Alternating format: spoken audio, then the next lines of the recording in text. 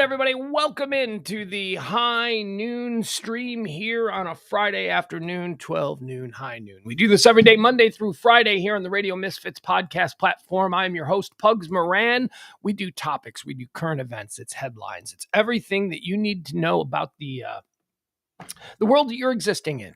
If people are buzzing about it, if people are talking about it, we give it to you right here every day, Monday through Friday, noon. No divisive political nonsense. I'm not going to tell you how to vote. I don't give a shit how you vote. I really don't. I don't care.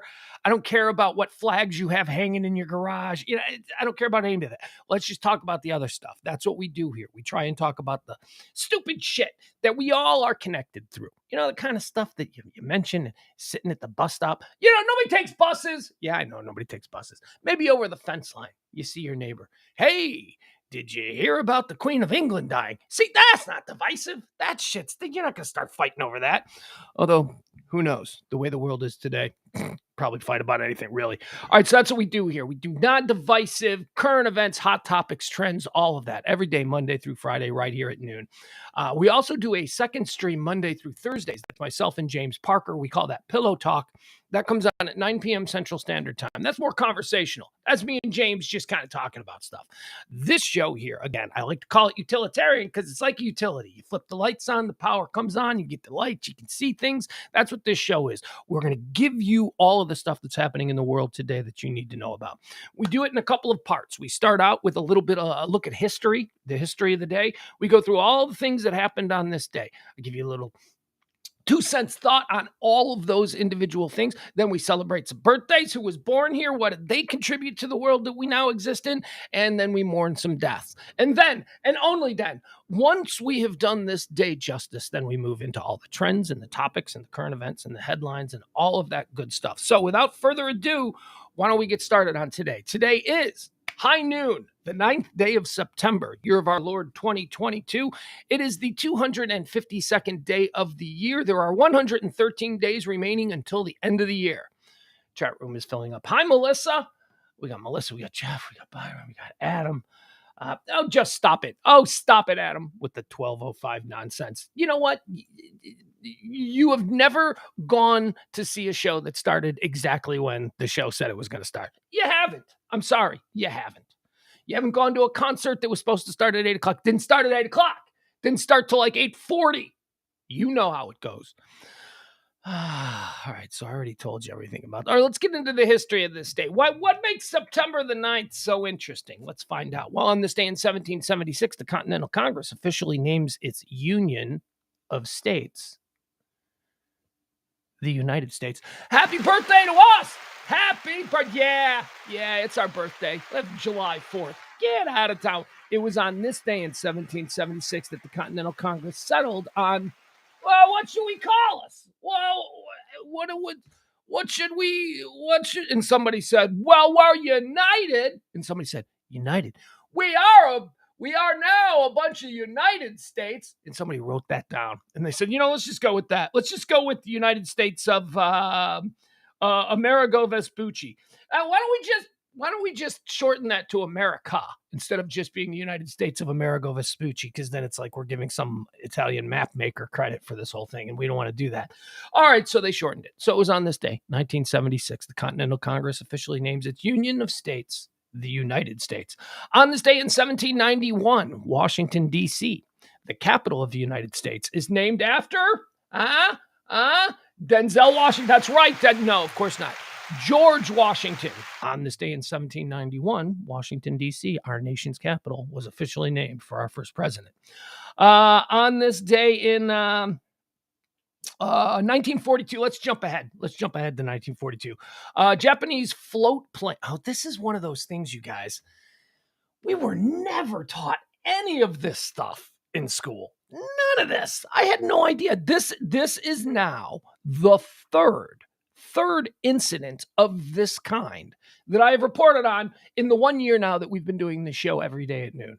This is the third time. I had no idea that this ever existed until I started doing the show. What is it? What is it that I'm talking about?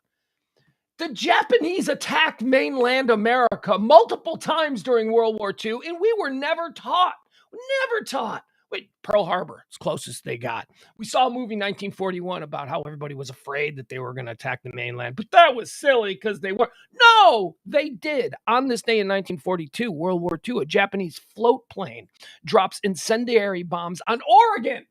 A Japanese plane bombed Oregon on this day in 1942.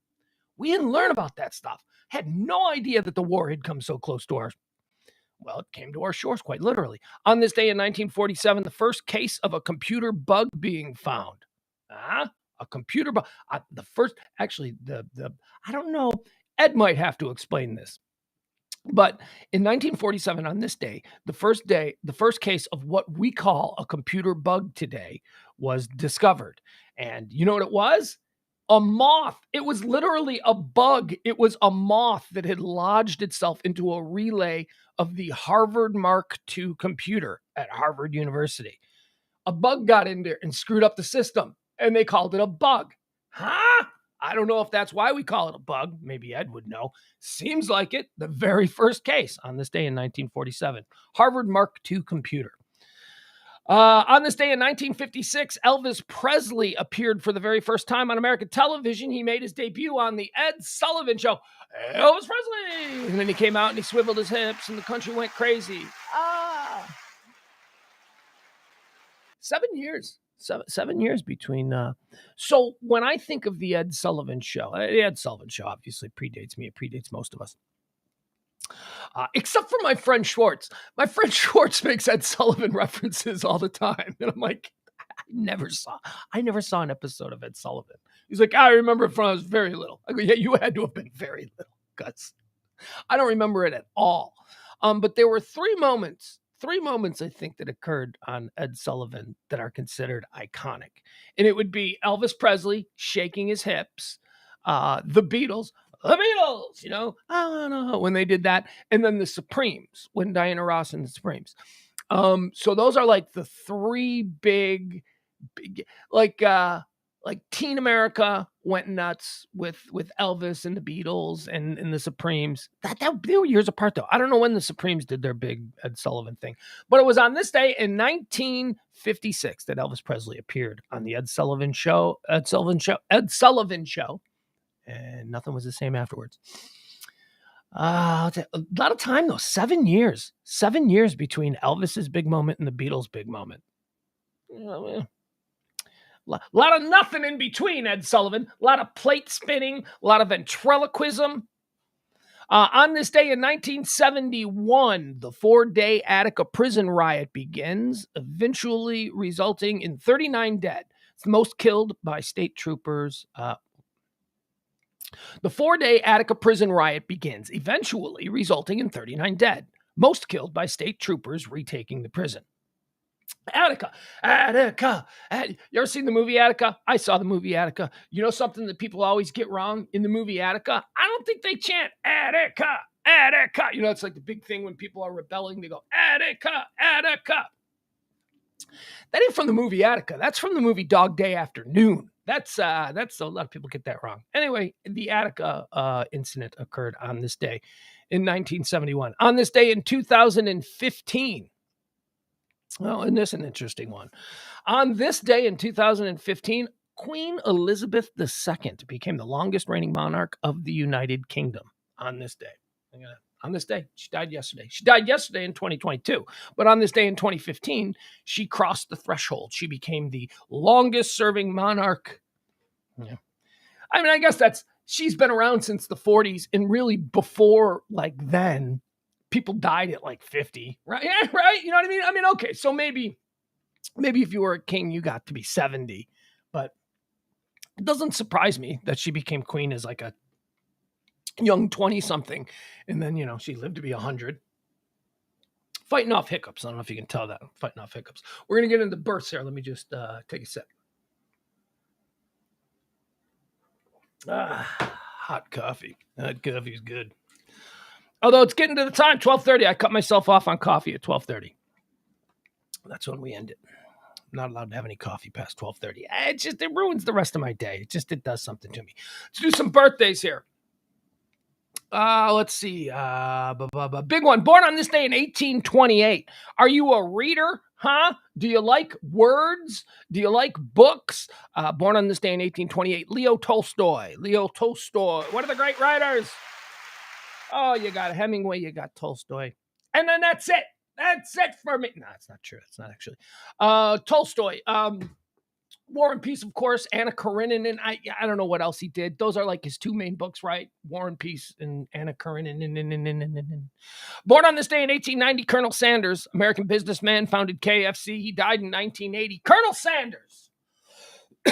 Are they still doing that thing where they make people look like Colonel Sanders? Colonel Sanders was I'm trying to think about this. I'm trying to think. Was Colonel Sanders the first like CEO of a company to be the TV pitch guy? Was he the first guy? Like I know that like maybe on a small local level. Hi, I'm Jim from Jim's Plumbing. You know, I'm sure Jim from Jim's Plumbing may have did local, but on the national scale, like the first guy, a national brand, global brand, really.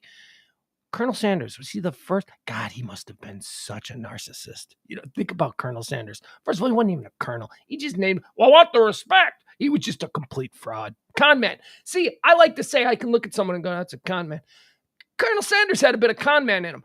Colonel Sanders, his wife made some ridiculously good chicken. So, you know, that's not a con. The KFC chicken was good. KFC chicken, it's not, you know what I say about KFC chicken now? It's the most disappointing fast food place in the world because it's a little bit more expensive than other fast food places, just a little bit, not crazy expensive, but it's a little bit more expensive.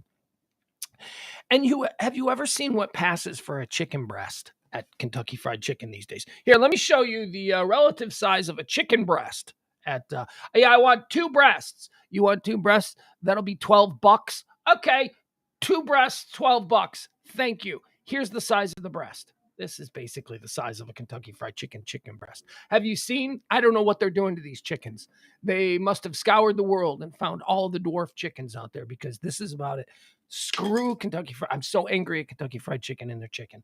Tiny, ridiculous. Their legs are so stupid. Born on this day in 1919, Jimmy the Greek Schneider. Jimmy the Greek. Boy, that guy was... that Jimmy the Greek was definitely not made for 2022. Jimmy the Greek was barely made for 1982. You know, I mean, that's that guy. He got ran out. He said some stuff. He had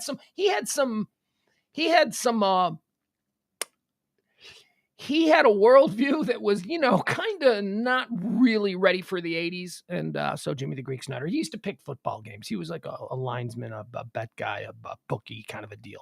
Born on this day in 1941, Otis Redding, sitting on the dock of the bay, American singer, songwriter, and producer. He died in 1967, very young. Born on this day in 1951, Tom Wopat. Just 2 good old boys. Tom Wopat. He's the Andrew Ridgely. He's the John Oates of the Bo and Luke Duke team, right? Everybody knows John Schneider. Bo was the blonde. He was Tom Wopat was a good-looking man too, though, right? Wasn't Tom Wopat also handsome? But like he was like totally invisible. All right. They didn't even need him really. They just needed him to be someone for Bo to talk to, right? That was really the job of Luke. Luke really did nothing. It was all about John Schneider. Born on this day in 1960, Hugh Grant.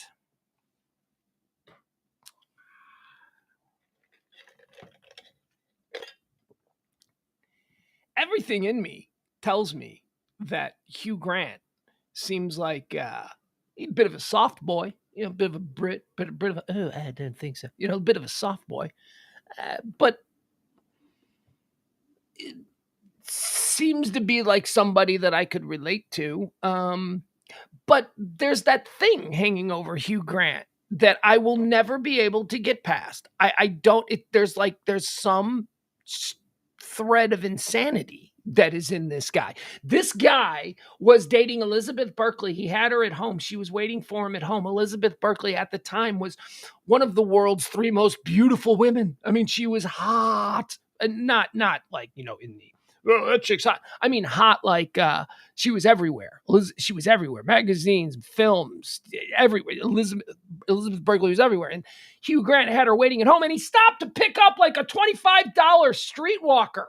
He stopped and got caught picking up like a crack prostitute streetwalker. He had Elizabeth Hurley. Wait, I will never understand that decision. Risk? Was it the risk? Was it that he was excited? I don't know. I just don't even make me. I can't do that. All right. Born on this day in 1966, Adam Sandler, ladies and gentlemen. Iconic American comedian. I think so. I think it's undeniable. I think that Adam Sandler has a body of work now that can't be denied, no matter what you think of him. I go all the way back to MTV's Remote Control with Adam Sandler. I remember when he played the Stud Boy. Stud Boy, he came out and he would give these trivia questions. What did Stud Boy? Stud Boy was really funny. And I had never seen Adam Sandler before, but he was without a doubt. When Stud Boy would come out on the game show, the MTV game show, Remote Control, Stud Boy would come out and he'd do his little thing and they'd have to answer a question based on what Stud Boy just did. And it was hysterical. Adam Sandler. And then he went to Saturday Night Live and it was like, oh, this guy's pretty funny. Then he made a funny movie and it's like, oh, that's great. Then he made another funny movie and he's like, hey, it's a funny movie like that's why it's not so great. Then he made another funny movie and it's like, okay, I don't even want to see that. Then he made another funny movie and it was like, oh God, Adam Sandler sucks. Then he made like a drama and it was like, oh, wait a second, maybe there's something here. Then he's had a career. Basically what I'm saying is Adam Sandler's done a lot of shit in order for him to live this lifestyle that he has. And we're talking about a guy who's like super wealthy. His Happy Madison production company is one of the most profitable production companies in all of Hollywood. So, I mean, we're talking about a guy, we're talking about big money. Adam Sandler could be close to a B with all of the productions that he's got. So anyway, and by B, I mean billion. You know what I'm saying? I mean, I don't think he's there, but he might be. Adam Sandler celebrating a birthday today. Adam Sandler draft! Okay. All right. Twist my arm. We do this from time to time when there's somebody who's worthy, somebody who's got a body of work that is worth our time to check out. Adam Sandler gets an Adam Sandler draft with the first round in the Adam Sandler draft here in the Pugs and Company High Noon Show. We select... you Adam Sandler people are not going to like this. You are not going to like what I take as number one. You're not going to like it. Punch Drunk Love. I love Punch Drunk Love. My favorite Adam Sandler movie. Punch Drunk Love. It ain't Happy Gilmore. It ain't that. Let's see here. Adam Sandler. We're also second round of the Adam Sandler draft. Billy Madison. I love Billy Madison. Third round of the Adam Sandler draft. Happy Gilmore. Love Happy Gilmore. Fourth round of the Adam Sandler draft. Uncut Gems. That's right. Just from 2 years ago. The Safdie brothers. Uncut. Oh.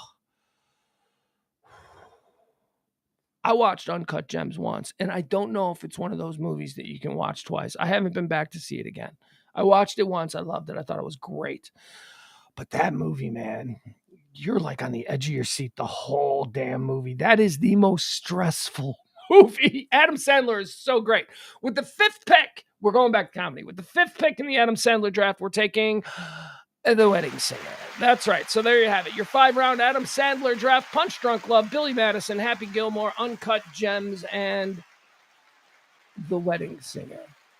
Yeah, we can invite some people to camp. We'll invite the Wedding Singer. Not the Wedding Singer was drafted.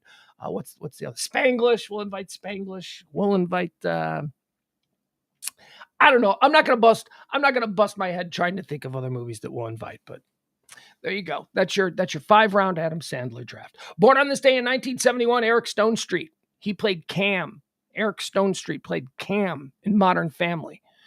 This was a big deal when Modern Family debuted. Not a big deal. Not like it was as if it was done in like 1992, but it was, kind of interesting that they had two lead characters who were very pivotal roles in that series who were a gay couple. It was a depiction of a gay couple normalizing that, look, see, they're not all weirdos. They can be normal. Here's the crazy thing that I learned very early on that I didn't get. Eric Stonestreet is a great actor. Eric Stonestreet, Cam from Modern Family, is a great actor because that dude's not gay. That dude was just acting gay. Eric Stonestreet, why didn't Eric Stonestreet get in trouble for being a straight man acting like a gay man? Because he really went with all the flamboyant tropes and all the over-the-top stuff. I didn't really get that. I don't know. Anyway, there you have it, Eric Stone Street. He wasn't gay. The other guy is. Mitchell, the guy he was married to in the show, wasn't gay. Or is gay. Wait. The guy who plays Mitchell in Modern Family, in real life, is a gay man. The guy who plays Cameron in Modern Family, in real life, is not a gay man. I would have bet money that it was the other way around. I would have bet money that the guy who played Mitchell was the actual straight guy in real life, but Cam was truly gay. It's crazy. Anyway, I love Eric Stone Street. Happy birthday to you, Eric Stone Street. Cam, you were so funny. Born on this day in 1971, same age as Eric Stone Street. Umbilical cousins. Henry Thomas. E.T. Phone Home. Remember that kid? I don't think he did anything. It says American actor and guitarist. Guitarist?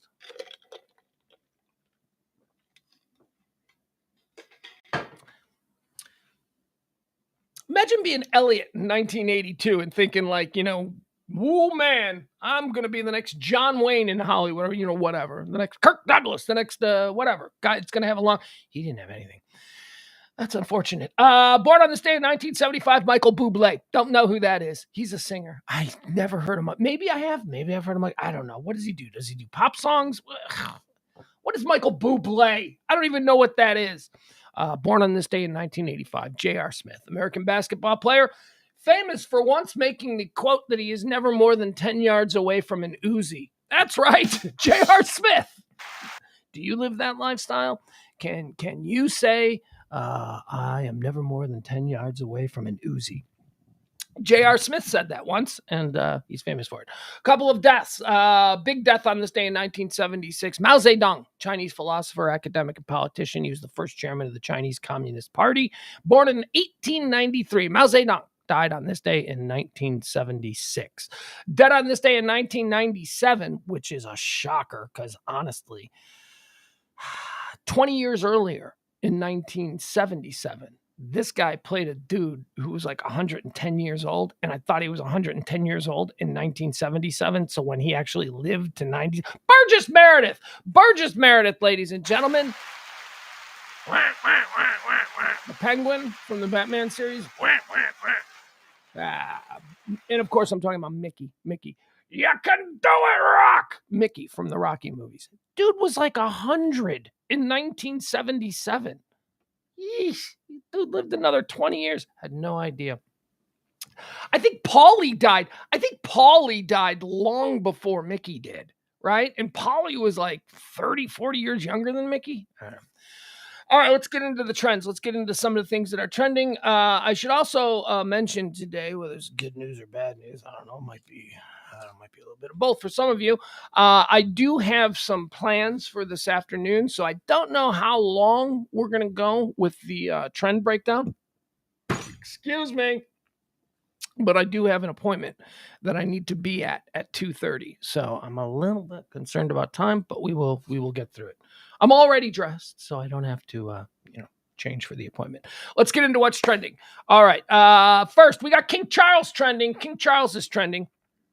Yesterday, during the show, when Queen Elizabeth passed, I questioned openly, like, how does this work? Like, because they're magic people, don't you know? These people are magic. They have like a power inside of them. They have like this spark, this God-given orb that circulates inside them, that gives them their power, just so that the rest of us know that these people, for no real tangible reason, are far better individuals than we. They are the best humans on the planet, and they are the ones we need. So there is this power that is inside the Queen, and we wondered, is there a period now where there is no sovereign? Is there a period now where the Queen is dead and we have to wait for the coronation, like an inauguration of a president? And I wondered, like, is there a void occurring right now where there is no? Apparently, because they're magic people, the magic orb that was inside the Queen, the minute she passed, it went right into Charles, making him instantly King Charles. So he is King Charles now. The inauguration, coronation, I believe it's a coronation, yeah. The coronation will probably occur after the first of the year. They got a whole bunch of stuff they got to get through. This is going to be an incredibly expensive couple of months now because of this funeral. There's going to be a state funeral. That's going to be a huge deal. And then there's going to be the coronation of the new king, which is going to be an even bigger deal. They're talking about $10 billion on these expenses over the next 9 months. In the next 9 months, they're looking at $10 million. King Charles, he's the oldest king ever, which stands to reason because people didn't live to be his age back when kings were a thing over there. But I don't know, I mean, he's been waiting his whole life for this. Does he make monumental changes? Can he make monumental changes? If you've seen the movie, there was an alternate timeline movie about the reign of King Charles III. It basically just pretended that the Queen died and Charles became king a couple of years ago, and he dissolved Parliament. King Charles took back power to the crown. It was obviously it's not true life, but it was like one of the options that what is King Charles going to do? Is King Charles going to be a caretaker king? It's another interesting thing because the Queen was beloved. Here's the rule of thumb. Are you ready? Are you ready for this pro tip? Okay, I'll give it to you. You never want to replace the legend. You always want to be the person who replaces the person who replaced the legend. Now, I've come across this a couple of times in my my radio career. I was offered an opportunity to go do a show a number of years ago in Miami. Okay, a legendary Miami host had died suddenly. He had been on the air for years and years. He died suddenly, and I was in a position to get that job in Miami. This is going back 10 years now. And I was scared. Eventually I didn't get it, but I knew that I probably wouldn't take it anyway. Why? Because you don't want to be the person that replaces the person that everybody loved. The person that everybody loved is gone and not coming back. And now they've put a new person there. And when you're listening to this person, this isn't that same person. And you hate this person. It's not rational. These are not rational thoughts. We are not a rational race of people. But this is what happens. People begin to dislike, just on first notice, the person who replaced the legend. You're not the legend, therefore I hate you. And they will spend 6 to 9 months, like in the case of, let's just keep this with radio, like I understand. They will spend 6 to 9 months. Oh, let's get an online petition to get this guy fired because he's not the legend. We hate him. How dare he replace him? And then they fire the guy who replaced the legend. And then they hire a new guy, and that new guy becomes the new legend because everybody loves the new guy because the new guy isn't the guy who replaced the guy. And that's essentially what's happening in England. For whatever reason, they seem to have really loved this woman. And now you got Charles. Now Charles, who is an old man, he's not good for the monarchy. He is not a good branding image for the British royal family. He's an old man. He represents old ways. He represents old things, the monarchy, all of that. They want young. They want to rebrand. You know what they'd love? They would love to have the person who's going to replace the person who replaced the legend. And that's William and Kate. That's who they want. That's who they want as king and queen with a bunch of little kids, a young contemporary. So Prince Charles, man, I don't know. He might be one of these dudes. He might be a king who does it for like a couple of years and then retires. Like he might do it because he's doing it because he's waited so long. But it's like, does he really see this as an opportunity to be an impactful? He's like, in other words, in 500 years, no one will remember King Charles III. They'll remember Elizabeth II, and they very well may remember William. But I don't think that the guy who replaced, again, there you have it. The Queen is also trending today. A whole bunch of stuff that needs to be changed. We touched on this last night. They got to reprint all their money. They got to print new money. They got to get new pictures because the Queen's picture's on everything.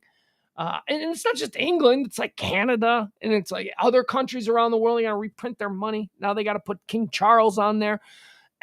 Signs, everything is Her Majesty's this, or the Queen's this, or that. You know what I mean? Everything is named that. Signage everywhere. They're saying it could take 10 years to completely make the changeover, which based on the conversation we just had about King Charles, they should just make the change over to William. I mean, because I don't believe that Charles is going to be king for that long. They're going to make all of these changes. They're going to spend the hundreds of millions of dollars or whatever that they're saying they're projecting it's going to cost to make these changes because they've now got to change over. And then they're going to have to change it again for William. So I don't know. Although I guess they wouldn't have to change it for William if they change everything His Majesty's, from Her Majesty's or the King's, like the King's post office. Like it says that. Like if you go to a post office, it'll say Her Royal Majesty's Post or whatever. That's what it's called. That's what the post. They got to change all of that. Crazy. Big deal. Never had to do this before. It's been like 70 years. Let's see here. Oh, here's something that's funny. So, Irish Twitter is trending. Irish Twitter. I being 100% Irish, I've been involved in Irish Twitter for 24 hours. I've seen what's going on Irish Twitter. Some of it is fun. The Irish are a fun people. Some of it is ugly. Some of it is just, the Irish were oppressed. The Irish were oppressed. The Irish did not like the Queen. The Irish do not like the monarchy. The Irish don't give a shit that she died. And the Irish are all pretty much, they are throwing parties. Here's Black Twitter as well. Black Twitter was trending for a while because apparently Black Twitter was also totally okay with the Queen passing. Not a big problem for them. Here, I saw this. This was a funny tweet. I'll share with you.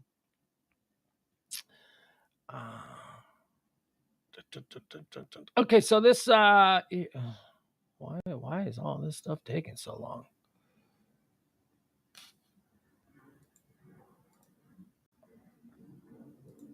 Hold on. Okay, here we go. We'll do this. To show you this. This is pretty much a good example of why Irish Twitter is trending. All right, here you go.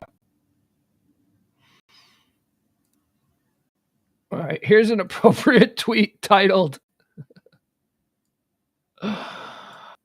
Irish and Black Twitter right now as the Queen dies. I just think that's funny. Redheaded Irish lady jumping up in front of the black guy. Hey, we didn't like the Queen either. All right, there you go. That deserves one of those. Very good. So yeah. So there's the Queen. A lot of people, the Queen this, the Queen that. She's wonderful. She's wonderful. There's a whole lot of people that hate that lady. There are a whole lot of people that hate that lady. Maybe not personally, but a whole lot of people who hate that lady for what she represents and what the institution she represents has done to their people for years and years and years. Here, saw this. I'll read this to you. This came from the Irish Times. This explains the Irish's complicated feelings towards the monarchy. Okay, let me read this to you. I thought this was funny. This was sent to me by a friend. So this comes from the Irish Times, the largest newspaper in Ireland. This is like basically an official statement from the Irish people about the passing of the Queen. The Irish Times.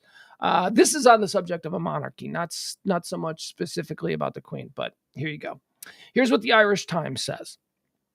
Having a monarchy next door is a little like having a neighbor who's really into clowns and has daubed their house with clown murals, displays of clown dolls in each window, and has an insatiable desire to hear about and discuss clown-related news stories.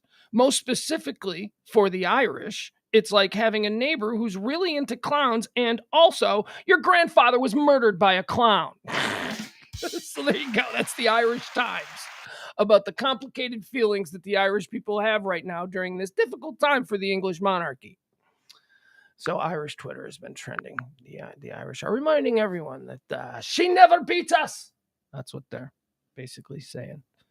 What else do we have here? California is trending. California's got some, what's going on with California, man? Jeez. They got the crazy heat. Okay, so California's got this insane heat wave going on throughout the whole state, but Northern California, where they aren't used to these extreme temperatures, they've been just getting pounded. Then you've got like the inlands and the mountains where it's just burning up. It's all on fire. Everything's on fire in California. You got the heat, you got the excessive heat, record-breaking heat wave in the north. You got fires all over the state that are out of control and threatening people. And now a cyclone. We were talking about how it was a historically slow August for Atlantic hurricane season. There was no known storms. There were no named storms in August in this hurricane season, which some people are saying, oh, that's good. That means it's not going to be a bad season. To which other people are saying, no, that's bad. That means it's going to be a really bad September. That means it's going to be a really busy September and early October. So whatever. But there's a cyclone. There's a cyclone now making its way up the California coast, the South Coast. Baja began there. It says, here's a story. When fires, heat, and tropical storm collide, California is in for a week. Note, my amazing colleague, Ben Christopher, and others caught there, man. Another day, another state of emergency. Governor Gavin Newsom on Thursday proclaimed a state of emergency in Riverside County due to the Fairview fire, which as of Thursday afternoon had charred nearly 20,000 acres, killed at least 2 people, threatened 2,500 structures, and remained just 5% contained after growing half the size of San Francisco in one day. State fire officials said the mosquito fire exhibited extreme growth. It exploded in size to 13,000 acres Thursday night. Okay, so this is a rundown of all of the fires. We don't need to go through all of the fires. Where is it? San Diego County. Okay, so that's in the north. So in the south, San Diego County is bracing to be hit by hot, dry winds as fast as 80 miles per hour as Tropical Storm K, which was downgraded from a hurricane, spins closer. Heavy rains, flash floods, and lightning are expected throughout most of Southern California. Geez, I mean, it's just everything. Maybe throw an earthquake in. Maybe we get a nice earthquake in tonight, huh? Earthquake, cyclone, record-breaking heat, and forest fires taking over the whole state. Jeez Louise. Polio is trending. It's good to see polio making a comeback. No, it's not. It's not good at all. Polio was eradicated because people did the right thing. And now it's back because people aren't doing the right thing anymore. New York Governor Kathy Hochul on Friday declared a state of emergency to boost polio vaccination rates amid more evidence the virus is spreading in community. Polio virus has now been detected in sewage samples from 4 counties in New York. Health officials said everyone who is unvaccinated should receive their shots immediately. Some New Yorkers should also receive a single lifetime booster dose. All right, that sounds a little bit sketchy. All right, so polio's back. There you go. Good for us. Polio's a thing again. We brought it back. They said it couldn't be done. We brought it back. Vegas is trending. This is an interesting story that I haven't really been paying attention to, but I caught my interest last night, so why not? It's been going on all weekend. Did you hear about this reporter for the Vegas Journal-Constitution? I don't know. I used to know all the big city newspapers. A reporter was doing a story on corruption within the county government, and this reporter uncovered some things, and oh boy, it was a blockbuster deal. And then last Friday, 1 week ago today, this reporter was killed. He was stabbed in front of his house. He was just coming out to his driveway, and somebody ran up and stabbed him and killed him to death. I say. So then they did an investigation, and they're like, who did this? Turns out it's the county official that he was ratting on. Well, not ratting, he's a reporter. It's the county official that the reporter was, looking into. That guy hunted him down, went to his house, stabbed him, and killed him. We're killing. I'll tell you, man, something that used to be the domain of the Central American and the African countries. It used to be you killed judges in those places. You didn't do that here. Now, apparently, we kill and threaten judges. You harass and threaten with bodily harm government officials. We do that now. Reporters. That was sort of it. The reporting. You weren't supposed to kill reporters. That was sort of the thing that separated a civilized society from just barbarism.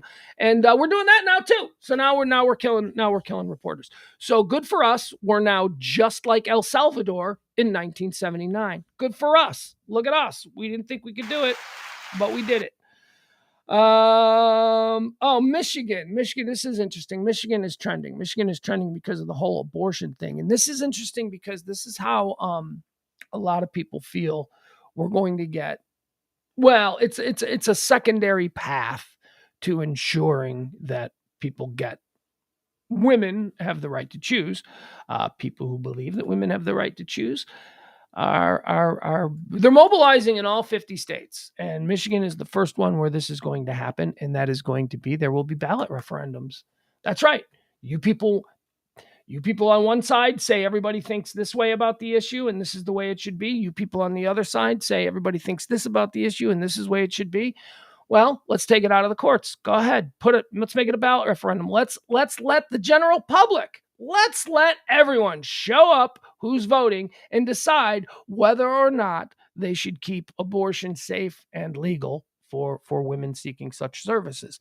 Put it on the ballot. I'm telling you, it's got like a 70% win rate across the country. I don't know if there's a state.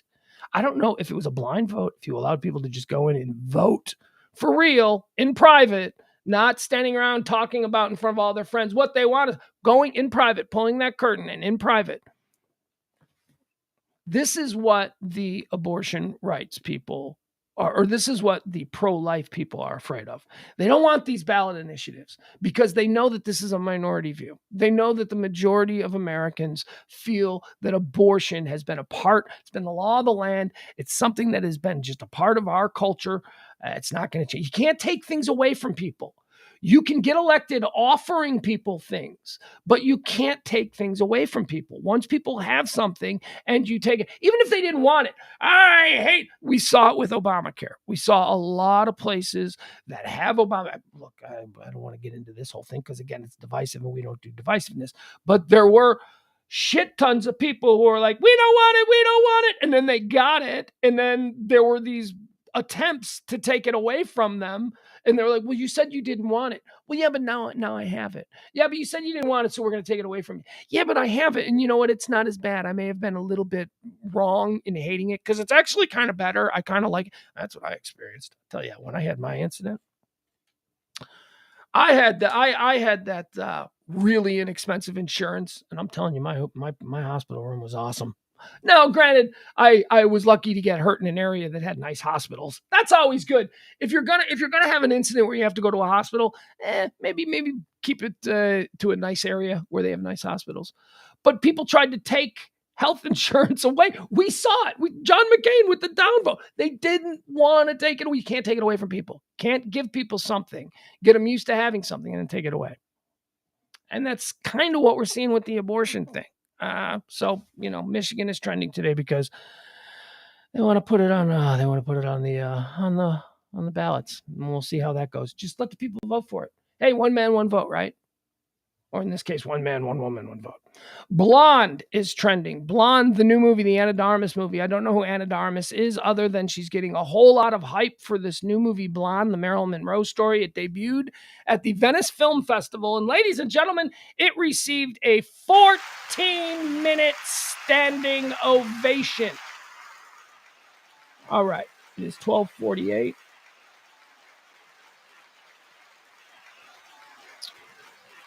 So that means at 1:02, we'll stop the ovation. That's how long this went on.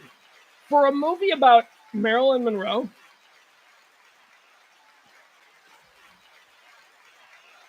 oh, you didn't think I was really going to do? No, we're doing this. 14 minutes standing ovation. I'm going to show you exactly what it felt like at Venice. 13 minutes of this left.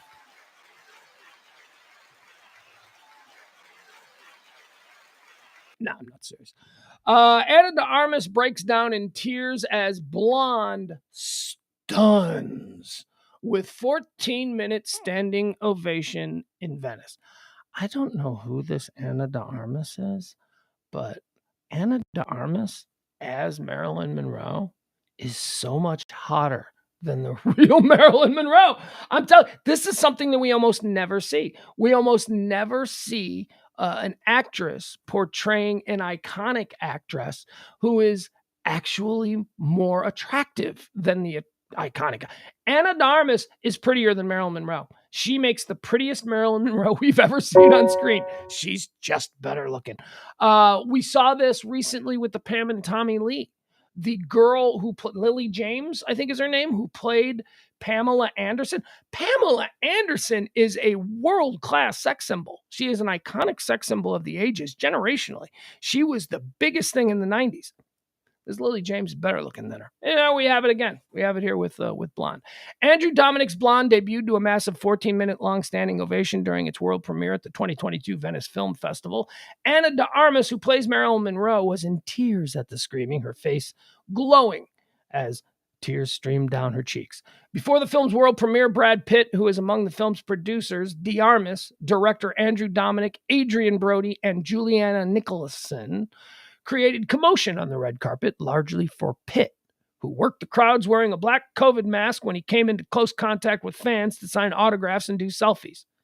Pitt made a surprise appearance in Venice since he was not present at the film's press conference earlier in the day. Dede Gardner, who was also among the Blonde producers, was also on hand. Okay, whatever. So I'm kind of interested in this movie. It's getting really good reviews. They're saying it's... Look, the Marilyn Monroe story is a very interesting story. There's a lot of questions there. A lot of questions about how, especially her end, all came down. No answers. Whole lot of speculation, but there are decidedly some questions there. So Blonde, I don't know when that comes out. Do you know when it comes out? I have no idea when it comes out. Let's see, what else do we have here? Lamar Jackson is trending. Football last night. It was good to have football back last night.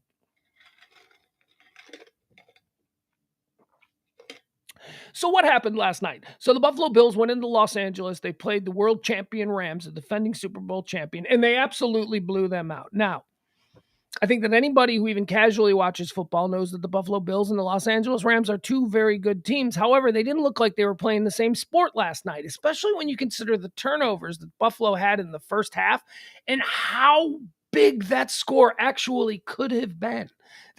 Bills could have put easily 2 more touchdowns on the board, maybe another field goal as well.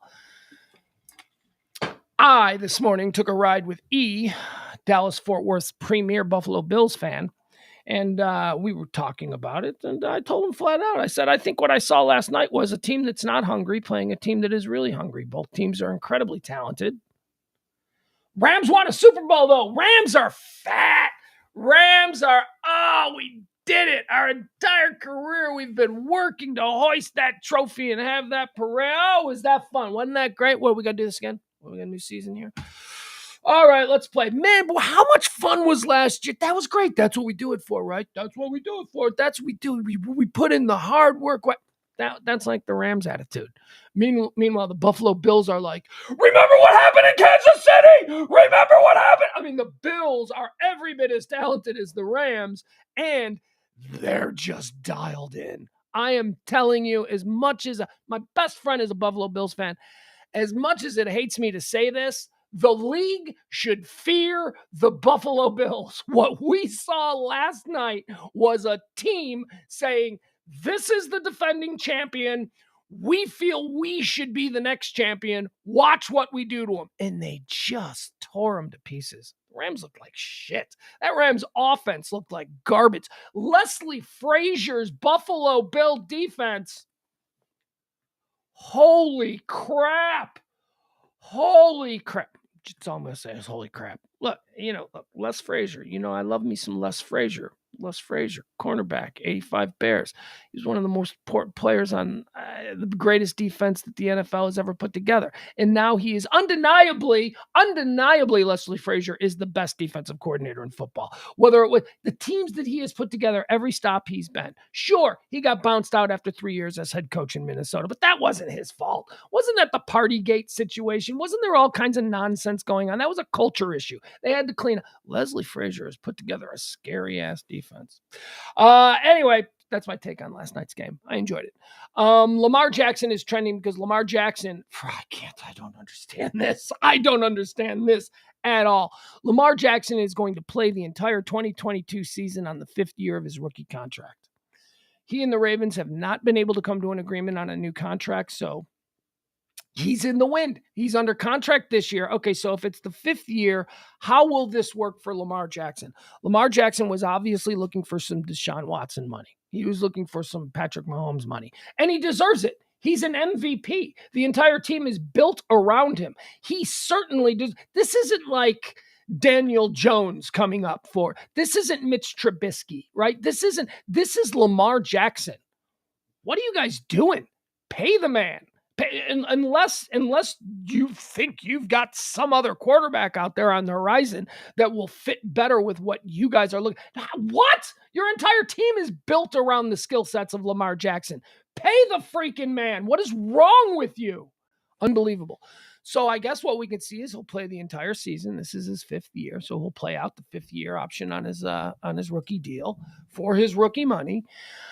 And then next year, I don't believe he can become a free agent next year. I think they can just franchise him. And why wouldn't they? They can franchise him next year. So then they'll give him that, and there'll be a paycheck for him. But it won't be his own. What are they doing? I just don't understand what they're doing. I don't get it.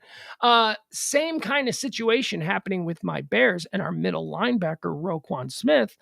And I completely understand what the Bears are doing. That's a middle linebacker. That's a middle line. You don't build your team around a middle linebacker. I mean, my Bears have tried for the last 80 years, but I think we know where that went. You can't do it. You build around the quarterback. So Lamar Jackson and Roquan Smith, 2 guys who are both playing out their 50-year rookie deals, 2 guys who are widely considered to be in the top 3 or 5 of their position group. Lamar, maybe not. You know what I'm saying? Lamar's great. Anyway, these guys are both playing out, and they're for completely different reasons. One, I understand. I understand what's going on with the middle linebacker. I don't understand what's going on with the quarterback. You pay your quarterback. This guy, do you want to piss him off? Baltimore. You guys. Baltimore is not the kind of city where you just want to rely on your players loving living there. Okay? That's not what you got down there in Baltimore. You got to pay people. You got to make sure that they're comfortable, and you got to make sure that they're happy. Lamar Jackson playing on his 5th year, and then what? You're gonna nickel and dime him in the offseason? Then you're going to get contentious again. Then suddenly he's going to get franchise tagged. You think he's going to even give you one thought when he's an unrestricted free agent? No way. He's like, you guys can't. You're going to piss off Lamar Jackson. What are you doing? You sign this guy, you give him a 10-year deal. He's proven himself. He's an MVP. Whether or not you think his style of football is a winning formula, I got him an MVP. I don't know. I think it could be. I think he's good enough to win a Super Bowl. My God. He's an MVP. He's obviously good enough to win the Super Bowl. Dak is also trending here locally for those of us. He's got an ankle. Dak's got an ankle. McCarthy says he's fine. McCarthy says they're just being cautious. They're keeping Dak out of practice. He's going to start. He's going to start. He's going to be out there. But, man, this is not how we want to start. Dak with an ankle. Oh, God. All right, his mobility is going to be a little bit. I need 100%. I need 100% dialed in Dak. McCarthy is also trending. McCarthy is trending today. Now, this is interesting. Mike McCarthy, head coach of the Dallas Cowboys, is trending today because CBS has put out a list as we begin the NFL season, a list of the coaches who they believe will be fired first. And McCarthy's number one. The coach of the Dallas Cowboys heading into this season is predicted to be the first coach fired. Now, obviously, we've got some drama going on here with Dan Quinn, just kind of like, hanging out, going, hey, if anything goes wrong, I can step in. That's probably not the best for the culture of the locker room, I would think, certainly in the coach's room. I've never been a Mike McCarthy fan. I think Mike McCarthy is way overhyped as a coach. I was very angry when the Cowboys hired him because, granted, I remember his glory years with the Green Bay Packers. I'm a Bears fan. He was the coach of our rival. I hated him. Obviously, I'm a bit biased, but I always thought that he benefited more. Mike McCarthy he had talent. He just had real talent. I don't know. I was never completely sold on Mike McCarthy. So I didn't like him as Cowboys head coach, and now CBS has him as the first coach on the chopping block. Other coaches, 2 is Ron Rivera, 3 is Kyle Kingsbury. So, yeah, those are all obvious. Ron Rivera probably makes the list, not because he's a bad coach, because people love the old riverboat gambler. It's because of Dan Snyder. Dan Snyder is his team's going to suck, and Dan Snyder is such a weird guy. You put him out there. And Kyle Kingsbury just sucks. Kyle Kingsbury just blows. That dude shouldn't be a coach, certainly not a head coach in the NFL. Kyle Kingsbury is at a place in his career where he should be like the quarterback's coach for the Carolina Panthers, not the head coach of the Arizona Cardinals. But Dak's playing. He's got to be looking out for a little limp. Can't be healthy. He can't be 100% healthy. He's got to have an ankle. Got to have a little ankle thing going on. Who touched Dak's ankle in practice? That's what I need to know. I need to know who touched Dak Prescott. Dude should be wrapped in bubble wrap. This is trending. This is a viral video that's trending that I thought was pretty funny. The question is, all right, so here, let me pull this up. Before I show this to you, I don't know if this is real. I mean, it's real. It is real. These are real people. This is the real world. But what I mean is, I don't know if this is like staged. Like, did somebody get 100 friends and say, okay, we're going to shoot this viral video and this is what we want you to do. Okay. So, but again, it would take like hundreds of friends to all be in on this. So when you watch this, I want you to keep that in mind. Tell me if you think this is real, or is this a real place? Is this a real place where this shit happens? So this is titled, What the Metaverse Would Look Like in Real Life. Okay, so the metaverse, like the gaming universe. And when you're walking around a game and you're looking at the world and you're seeing the world as in the metaverse. So that's what this is. What the metaverse would look like in real life. Okay, so this is pretty spectacular. And I don't know. Tell me, watch it for a little bit, and then just tell me if you think this is real or not. Is real? Is this a real space where this kind of shit goes on? All right, are you watching it? There we go. All right. So it just says, what if the metaverse was real? Okay.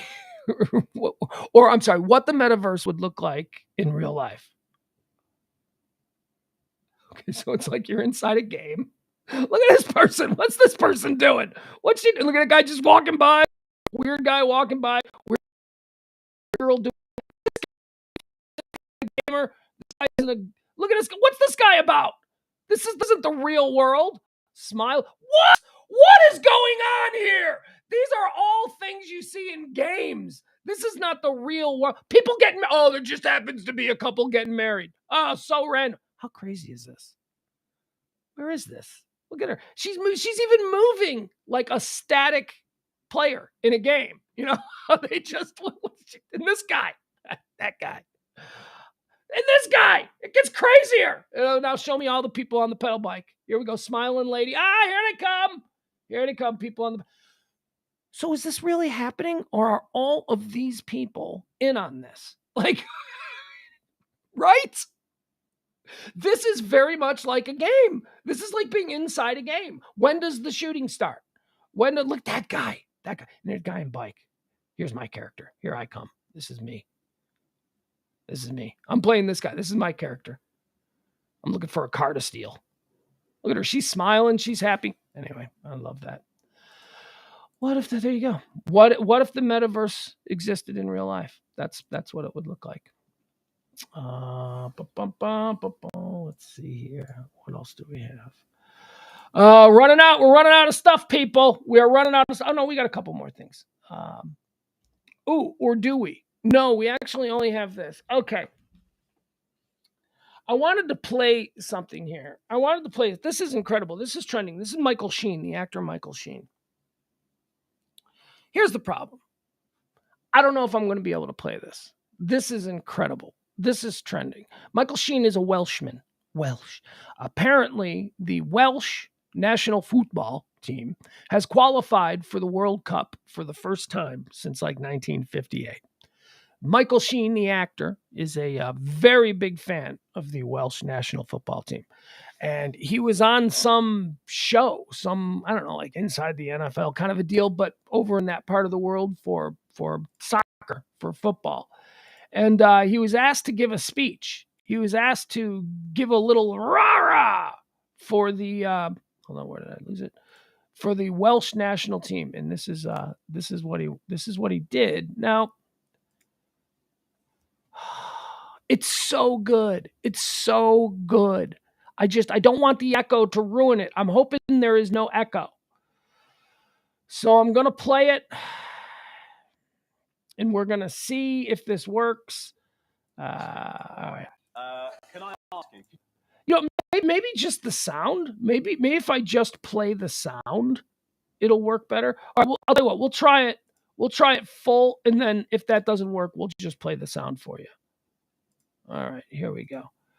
So here again, the Welsh football team made it to the World Cup for the first time since 1958. This is actor Michael Sheen, noted Welsh football fan, addressing his team. Could you give us a little burst of the sort of rousing speech that you might give the Welsh lads before the game? Oh my God, that's a big responsibility. Yes. Can we have some music, please? All right, I have to get in the right headspace now. Okay.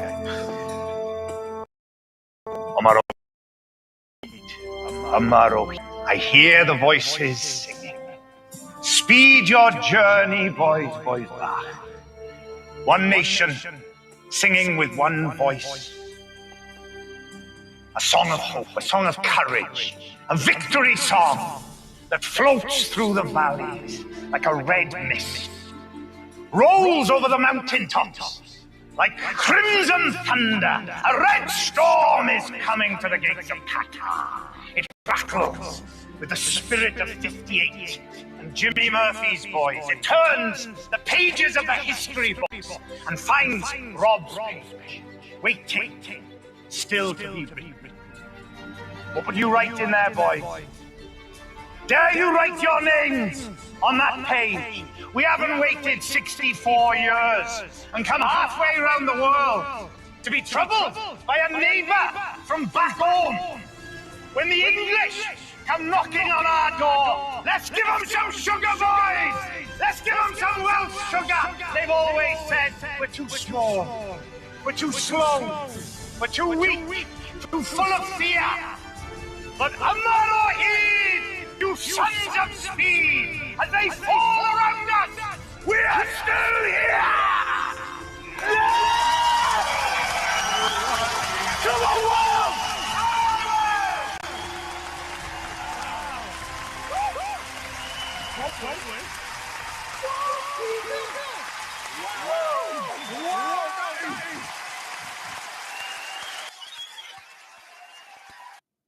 Okay. All right. I don't know if that worked. It seems like we got nobody in the chat room commenting. I have no idea if that sounded good, but I am fully pumped. Fully pumped. I don't know what I'm going to use that for, but I have saved that and I will be using that audio in the future for something. That was just incredible. All right. So now, guess what? Now, apparently, I'm a Welsh football fan. And it's so weird because it's not just because of that. I've been watching. Have you guys been watching the FX? I think I'm watching it on Hulu. It's an FX series. Welcome to Wrexham, which is it's a docu-series about Ryan Reynolds and Mac from It's Always Sunny in Philadelphia. Ryan Reynolds and why can't I think of his real name? Okay, why can't I think of Mac's real name? Just gonna call him Mac. Ryan Reynolds and Mac, who are friends apparently in real life, they got together and they bought a professional soccer team in Wales. The Wrexham, the town of Wrexham has a pro soccer team. And so Ryan Reynolds and Mac from It's Always Sunny in Philadelphia bought this team, and they've started a docu-series, a reality series about these two guys, Ryan Reynolds and Mac, trying to turn around this team, this once great team that has just been terrible for like decades. They've been terrible. They've come to this small Welsh town and they're trying. And I'm 4 episodes in, and it's really enjoyable. First of all, Ryan Reynolds is like the most likable person on the planet. Yeah, you put it. We need to make room on the shelf where we keep Tom Hanks, Dave Grohl, Paul Rudd, and we got to make room for Ryan Reynolds because Ryan Reynolds needs to go in there too. Because just what a lovely guy! Just what a really seemingly and Mac too. It's so I've kind of learned a little bit about Welsh football, and so now I got Michael Sheen in that crazy ass speech. Michael Sheen getting me all pumped up. Guess who I'm rooting for in the World Cup? Well, at least for one game, they'll probably get eliminated. But whatever. I'm now a Welsh. I'm now a fan of the Welsh national team. There you go. Okay. So really, really dead show today. What's happening with the chat room? Why am I not seeing anybody? There hasn't been a comment in the chat room in probably 5 minutes. Not one person said anything about the echo on that audio. I have no idea. I am flying blind and I am out of topics. All right, let's jump over to Twitter. Let's see what's been trending since we jumped on here, okay? What is new? There you go, Michael Sheen. Michael Sheen he's climbing up. I couldn't even understand half of what he was saying. Echo. So there was a fucking echo. God damn it. So that entire thing, there was an echo. Son of a bitch. No echo. Adam says no echo. I have no idea. I'm so frustrated with the inability to play audio on the show lately. I don't know what I did. I don't know. I got the best people all the best people. I got the best people looking at it. We just don't get it. Prince and Princesses of Wales is trending. Why is that because William and Kate are now the Prince and Princess of Wales, like Charles and Diana were at one point? Okay. Anything else happening? No. Cobra Kai. Nope. Don't want to talk about that. All right. I got a little bit of time here. I got a little bit. I had an echo, but it worked. No echo. I was cooking. No, Adam, he's not your bad. Adam, you're Adam, thank you for phrasing it that way. I was cooking lunch. My bad. It's not your bad. You're allowed to cook lunch. This is supposed to be background noise. Typically, when you listen to something like this, the person doing the stream doesn't shout you out directly and ask you to do something. So you can be forgiven for doing lunch. Breeders is trending. Why are the Breeders? It's like I'm thinking it's the Breeders. Cannonball. No, it's not. It's a Breeders' Cup. Okay, never mind. Nobody cares about them.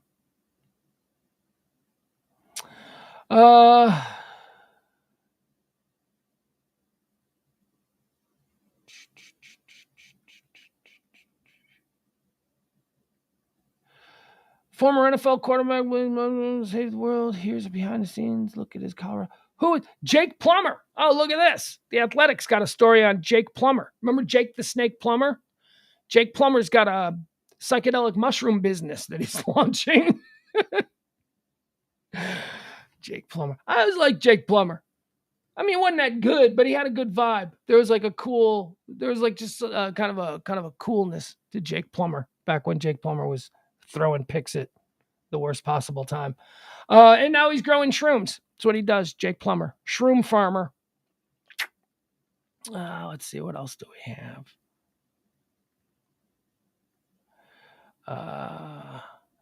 Look at this. Old friend Paul Varghese. Hey, you looking for something to do tonight? Paul Varghese. He's got a show tonight at the Echo Lounge. I don't know where the Echo Lounge is. Paul says, I'm hyped to perform at Echo Lounge tonight. I hope you're hyped to come see us. There you go. All right. Paul Varghese at the Echo Lounge. Echo Lounge. I don't know where that is. All right. At this point, I'm just scrolling through shit to see if there's anything else. There ain't nothing else. What's going on with you guys? Leslie says, I was watching the Queen's service, but it was too boring. Yeah, I mean, I haven't watched any of the coverage. The deathbed. I was involved in the death watch. I was watching that. But it's a death. There's nothing more. Now it's just people going, it's so sad. It's not sad. It's not sad. It's not sad. She was 96 years old.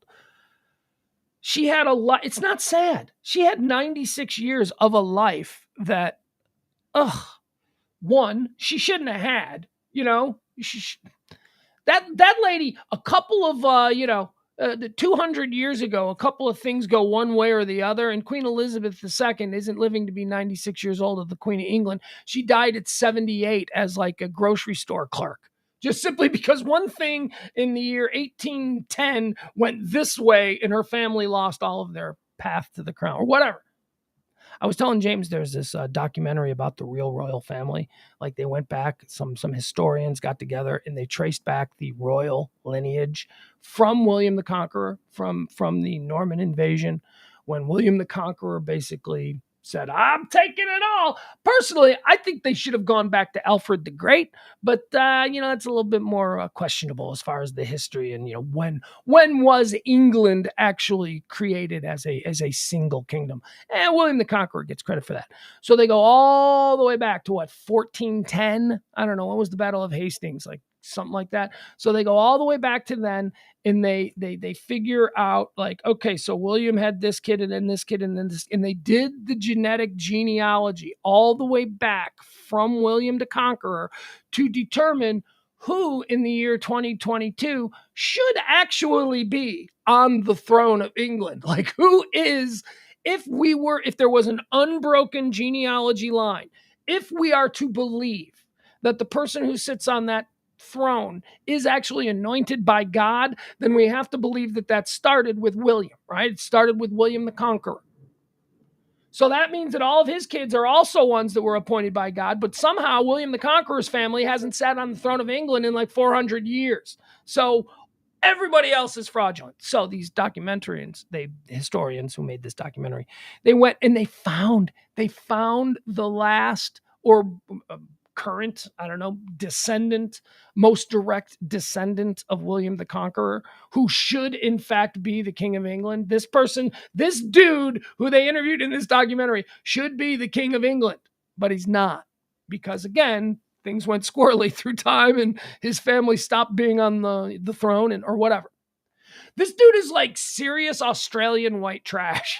He's like, and I say that jokingly because it's juxtaposition against what he could have been as the King of England and what he is now. He's a working class blue collar guy. He's got shitty cars in his driveway. He's got a bunch of kids running around the house, and he is the authentic King of England. He works in like an auto parts store. He's just like, yeah, my friends call me king. As a joke. He goes there and calls himself the King of England, all that. But it's real. It's legitimate. So all of this other stuff about these people, these magic people, it's all bullshit. It's all bullshit because of politics, because of current events, because of shit that happened over the course of the last 500 years that got their family line sitting on the throne, as opposed to, the one that was supposed to be there. Treachery, palace intrigue, all kinds of duplicitousness over the royal. Come on. So if we are to believe that they are anointed from God, the real King of England is selling auto parts somewhere outside Sydney, Australia. And he's got a rough marriage too. Like the Queen. We met the Queen in this documentary.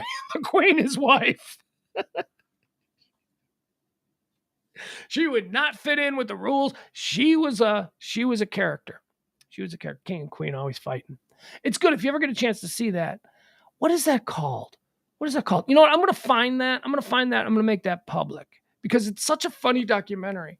Because he's like, yeah, that's what I hear. I guess he's got an Australian accent, but I was basically giving him a Mississippi. He's got the Mississippi accent of Australia. I can't really do an Australian accent. He's like, oh, it is what it is. I'm not the king. I should be. I'm like, yeah, you should be. You should be. But you're not. All right, that's going to do it. I want y'all to have a good weekend. It's football kickoff weekend. All of our teams are playing. Oh, is this going to be a good time? Oh, we're going to have so much fun. All right, so that's it. We're going to be done with shows here for, unless anything big happens. Big breaking news, serious unfolding situations. We'll jump on, so make sure that you hit like, you hit subscribe, that you're following us so that you're aware of all the things that are happening. Yeah, and there you go. And that's it. I got stuff to do. I got to go. I am not my poetry. Oh, By the way, I'll save this for right now for you people who stuck around here. Okay. There will be a very, very, very big announcement concerning not this show. This show is going to stay here. But next week there will be a very big announcement concerning something. So just go ahead and get that little buzz going. It's big, very excited. Been working on this for 9 months. It has taken forever. It is finally through, and we'll have a big announcement. Although this is not going to change. All right, let's go ahead and tell you. I'm going to be doing something else soon. And when I say soon, I mean like within a week. So, oh no, did he say that? Oh, he sure did. All right, so we'll have that announcement next week. We're just not cleared to make it public yet. But this little baby, our little baby here, we're going to keep doing this. Pillow Talk, we're going to keep doing that. Nothing's going to change with all of this stuff, but there will be another option, and I have some it's very exciting. I'm very excited. It's taken a very long time to put this together. It's been 9 months. It's been since like Christmas time of last year is when the conversation surrounding this first began. And it's been a long time going, but it's happening. It's here, and it will be here within a week. And I will have that news and more details for you. Hold on. Let me tell you when I can tell you what we're talking about here. All right, so I got 11 a.m. on Monday. So I am thinking the show on Monday will probably be late. Maybe Monday we will do a 1 o'clock show, maybe a 2 o'clock show, maybe another late afternoon show. But it will be on that show where we will make the announcement. So coming Monday, after the 11 a.m. meeting. Okay. Yeah, it was a tease. I would. You know what? 1066 is the Battle of Hastings. You're right. What did I say? 1410? 1410 was the 1490. 14 is Columbus. 1066 is the Battle of Hastings. You're right. I got that. I don't know how I got that wrong. I'm a big Led Zeppelin fan. I know that date. October 14th. See, you think I don't know? October 14th. 1066, the Battle of Hastings. I just threw out the date. See, I knew. I think it was October 14th. Was it? Hold on. When was the Battle of Hastings? October 14th. Look at me. You guys, I have nothing. I am not good at anything except stupid trivia. So when I get something wrong, like I say the Battle of Hastings occurred in 1410, it bugs me because I have so little that I'm good at. And I'm good at those kinds of things. And I got that wrong, and I was called out. And now I'm going to go bang my head against the wall.